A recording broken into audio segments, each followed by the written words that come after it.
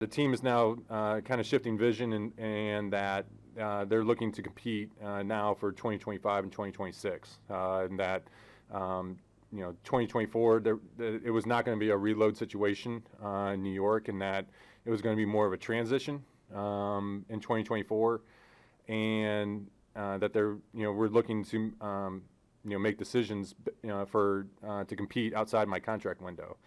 I said, okay, that's brand news to me, different than what I'd ever heard out of Steve's mouth. I was like, all right, I got to hear this directly from Steve. So I had a phone call with Steve, and he basically articulated the same vantage point, that was the new vision for the Mets. That was the new timeline that they were identifying, and that players that were under contract for next year, that they could be potentially sold off at the deadline right now, and that the team could be really flipped around at the deadline, as we speak. And so once it became official, that's the vision for the Mets. Then I said, yes, I will waive my no trade clause underneath those pretenses. We went into the season, with high expectations. Rightfully so. We had a very good team. Unfortunately, we didn't play up to it. And because of where everybody's at within their contract situation, age, everything, Billy and Steve, they had a different vision now. The math changed on them.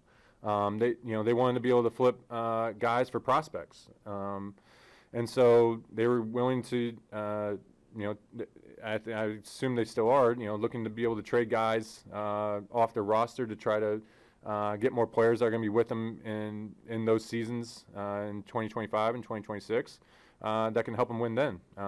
And every team has the right to do that. I totally get where they're coming from. I understand from roster construction what was going on in New York, that's a decision they had to make. It's tough making those decisions, but that's why they're paid to make the big bucks to be able to make those decisions. And for me, it was just being a part of that conversation and understanding that, and realizing that I was only under contract for one more season after this, and that honestly the best thing for both parties was to accept the trade.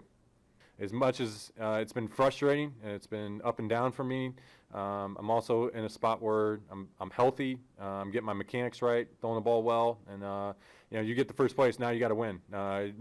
You come here, you got to win. That's what it's about. But that's what I love to be. Obviously, I mean, this team's in first place for a reason. They've been playing great baseball, and obviously, when you get called, you look back in my career when I've been traded, it's always been traded to a team that wants you and is in a good situation. And so, with Texas calling, realizing the situation that I had in New York, and realizing the situation that was now developing in Texas, that this was going to be the best place for me to continue my career and to have a chance to be able to win as well. I was able to talk with my wife about the different teams that were interested. And the best thing for our family was to come here. I live in Florida, and keeping the kids in school in Florida, presents some challenges during the season. And so for me, this was close enough to Jupiter, so that I continue to play my career, but at the same time, I get to maximize the amount of time I get to spend with my kids.